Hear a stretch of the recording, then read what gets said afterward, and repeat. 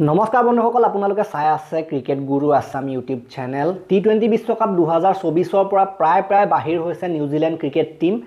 99% বাহিৰ হৈছে বুলি ক'লেও ভুল নহ'ব। 1% মান চান্স আছে, কিন্তু সেই শতাংশ চান্সটো ৰাখি কোনো লাভ নাই। গতিকে গোটেই কথাটো বুজিবলৈ আমি পইণ্টছ টেবুলখন চাব লাগিব।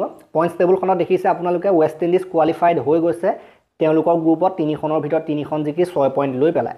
দেন আফগানিস্তান দুখনৰ ভিতৰত 2খন জিকি 4 পইণ্ট লৈ ছেকেণ্ড পজিশ্যনত আছে আৰু তেওঁলোকৰ 2খন খেল বাকী আছে। দেন উগাণ্ডা বাদ দিয়ক, উগাণ্ডাটো আউট বুলি ক'ব পাৰি, PNGও আউট বুলি ক'ব পাৰি। নিউজিলেণ্ডৰ বাকী 2খন খেল আছে, সেই 2খন খেল জিকিলেও এতিয়া বৰ্তমান সময়ত 2খন খেল জিকি 2খনে হাৰিছে, কোনো পইণ্ট তেওঁলোকৰ নাই। আফগানিস্তানৰ লগতো হাৰিলে, ৱেষ্ট ইণ্ডিজৰ লগতো হাৰিলে। গতিকে কোনো পইণ্ট নথকাৰ বাবে নেক্সট 2খন মেটচ যি আছে সেই 2খন মেটচ উগাণ্ডা আৰু পাপুৱা নিউ গিনিয়াক তেওঁলোকে যদিও হৰাব হয়, হৰালেও কিন্তু তেওঁলোকৰ 4 পইণ্টহে হ'ব, যিটো নেকি আফগানিস্তানৰ বৰ্তমান সময়ত 4 পইণ্ট হৈ আছে। আফগানিস্তানৰ নেক্সট 2খন খেল কাৰ লগত আছে সেইটো ইম্পৰ্টেণ্ট হ'ব, কাৰণ আফগানিস্তানেও 6 পইণ্ট হ'লে প্ৰায় কোৱালিফাই কৰিবই। গতিকে আফগানিস্তানৰ নেক্সট এখন মেচ আছে পাপুৱা নিউ গিনিয়াৰ লগত, আৰু আন এখন মেচ আছে ৱেষ্ট ইণ্ডিজৰ লগত।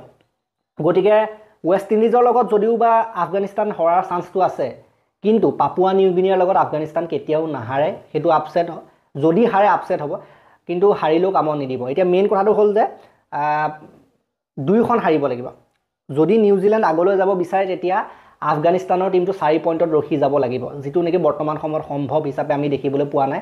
কাৰণ আফগানিস্তান যিটো ফৰ্মত আছে তেওঁলোকে পাপুৱা নিউ গিনিয়াৰ লগত কেতিয়াও নাহাৰে, আৰু ইফালে ৱেষ্ট ইণ্ডিজৰ লগত বাৰু যি কি নহওক, ৱেষ্ট ইণ্ডিজৰ লগত হাৰিলেও একো নাই। পাপুৱা নিউ গিনিয়াৰ লগত যদিও জিকে তেতিয়া 2 পইণ্টো যদি পায় তেওঁলোকে 6 পইণ্ট লৈ ধুনীয়াকৈ গুচি যাব। গতিকে সেইফালৰ পৰা নিউজিলেণ্ডৰ চান্স কোনো পধ্যে বনা দেখা নাই বৰ্তমান সময়ত। গতিকে 2খন একেলগে হাৰিব লাগিব আফগানিস্তান টিমটোৱে, সেইটো নেকি সম্ভৱ নহয়। গতিকে ইম্পৰ্টেণ্ট মেটচ আছিলে আজি যিখন হ'ল ৱেষ্ট ইণ্ডিজৰ লগত, যথেষ্ট ইম্পৰ্টেণ্ট মেটচ আছিলে। কেৱল মাত্ৰ 150 ৰানহে টাৰ্গেট দিছিলে, ইমান বেছি টাৰ্গেট নাছিলে, কিন্তু 150 ৰানো নিউজিলেণ্ডৰ নিচিনা এটা টিমে চেছ কৰিব নোৱাৰিলে ইমান এখন ইম্পৰ্টেণ্ট মেচত। আজি যদি জিকি গ'ল তেতিয়া নিউজিলেণ্ড কিবা এটা চান্স আছিলে সেইফালে যোৱাৰ, নেক্সট কেইখন জিকি 6 পইণ্ট লৈ ধুনীয়াকৈ যোৱাৰ চান্স আছিলে, কিন্তু বৰ্তমান একো চান্স নাই বুলি ক'ব লাগিব। যিটো চান্স আছে সেইটো লাভ নাই, মানে আশা কৰি লাভ নাইকিয়া নিচিনা কথা।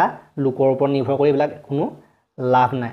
গতিকে আজিৰ যিখন খেল সাধাৰণতে যদি আপোনালোকে চাই ৱেষ্ট ইণ্ডিজৰ কোলাপছেই হৈছিলে। প্ৰথমতে বল্টে যেনেকৈ বলিং কৰিছিলে, চাউদিয়ে বলিং কৰিছিলে, যেনেকৈ উইকেট লৈছিলে লগালগ, কিন্তু উইকেট ল'লেও তেওঁলোকৰ যিজন চাৰ্ফেন ৰাদাৰফোৰ্ড, ৱেষ্ট ইণ্ডিজৰ যুৱ প্লেয়াৰ চাৰ্ফেন ৰাদাৰফোৰ্ড, তেখেতে কিন্তু খেলখন অকলে দমত ইফাল সিফাল কৰি দিলে, অৰ্ধশতক কৰিলে, ডাঙৰ হিটিং কৰি পেলাই, কিন্তু 150 টাৰ্গেটলৈকে নিলে, যিটো লাভ হ'ল। যিটো ছেকেণ্ড বেটিং 136 ৰানত তেওঁলোক ৰখি গ'ল।